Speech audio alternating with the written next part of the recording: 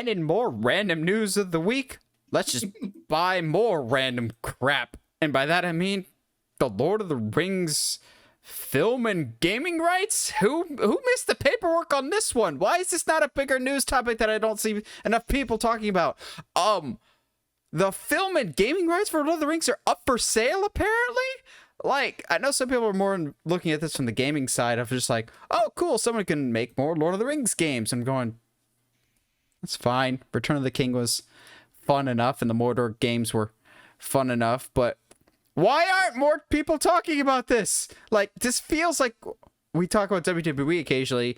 It feels like those times that WWE wrestlers got released and no one apparently was paying attention to contracts, and people just either left or didn't realize it was a 30-day no-compete instead of a 90-day no-compete. So you have Malachi Black just randomly showing up for another company 60 days early. This feels like one of those situations of, okay, who in HR is getting fired? Or payroll, because Warner Brothers, this is an asset. Warner Brothers, a New Line. This is probably an asset you would probably want to hold on to.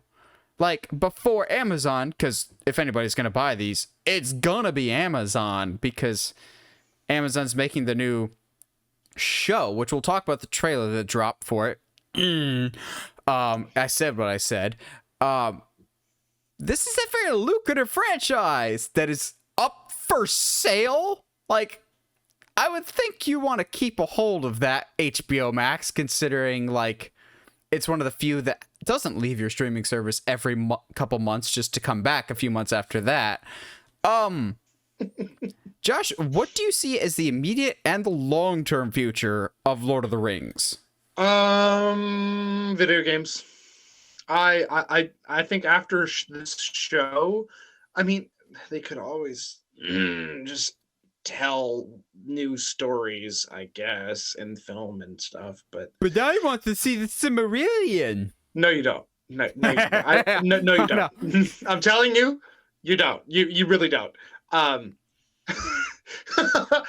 like saying I want the Bible turned into a movie and just the book of Leviticus.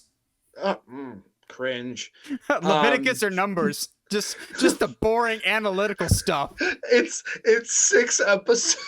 6 episodes, 45 minutes long, of just like a guy in a chair, like explaining like the family trees and like it's the Vegas sense. They get Wallace Shawn from Princess Bride. Inconceivable. Anyway, that was totally left field. Yeah.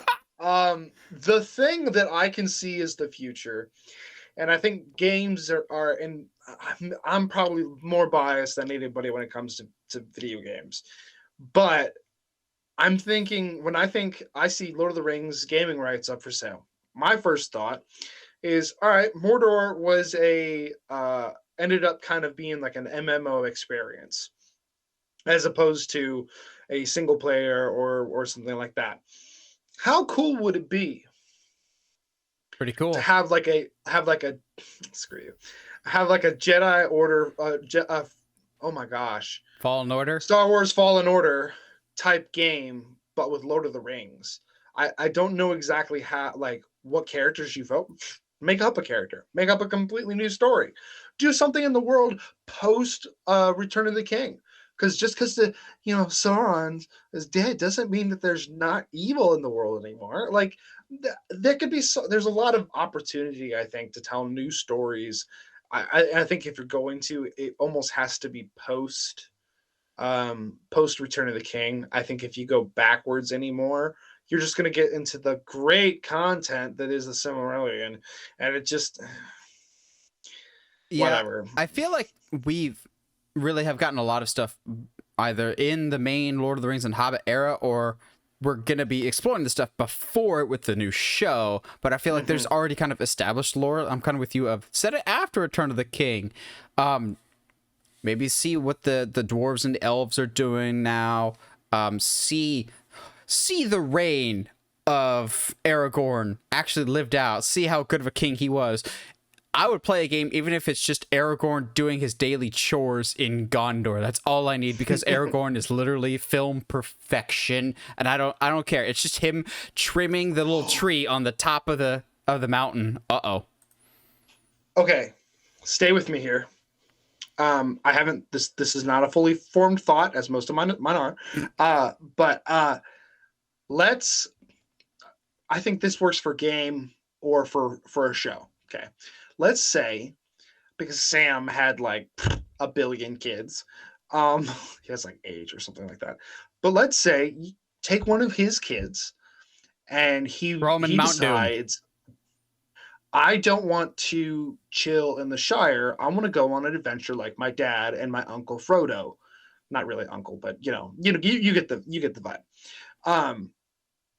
I want to go on an adventure like them, and so Sam's like, yeah, go for it, my dude. Here, I'm going to give you a guide, and they're going to go take you to see one of the coolest people I know, and takes him to Aragorn, and we get to experience the future, several years in the future of the world we left from Return of the King from a new set of eyes that has never seen this before. So we get to have like this new adventure in this world that we've already lived in. It would be really, really cool to see, because obviously we know Frodo leaves eventually.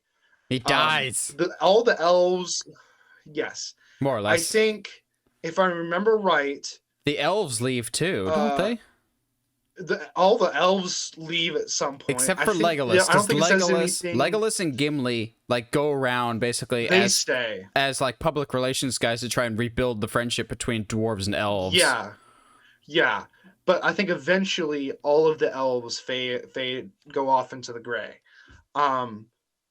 It'd be interesting to see. We've already gotten a dwarven story with the Hobbit, and it looks like we're getting an elven story. It does, and honestly, and we'll get to it, but there's some cool that. While I do have an opinion of the trailer, there's some cool stuff that it does show.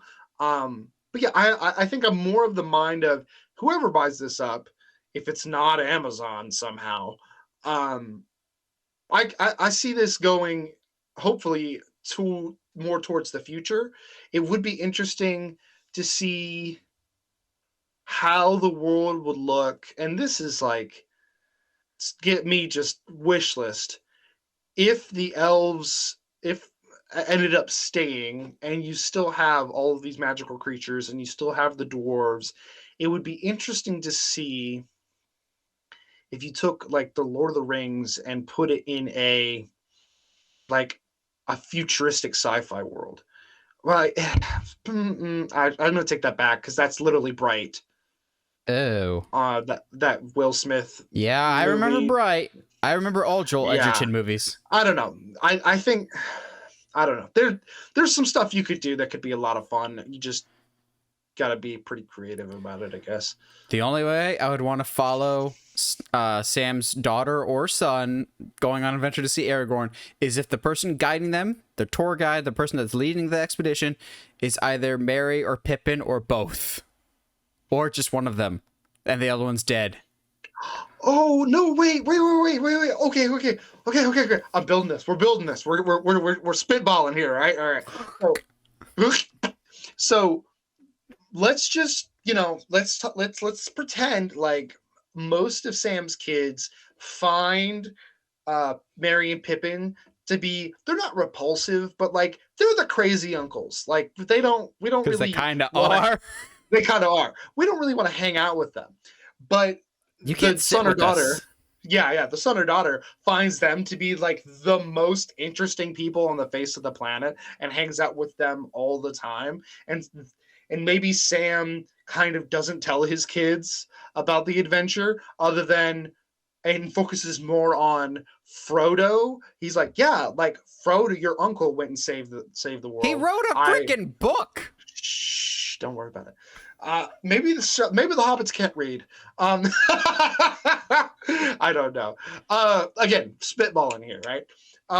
But Merry and Pippin are his like the kid's motivation to go out and explore the world outside the Shire. I don't know.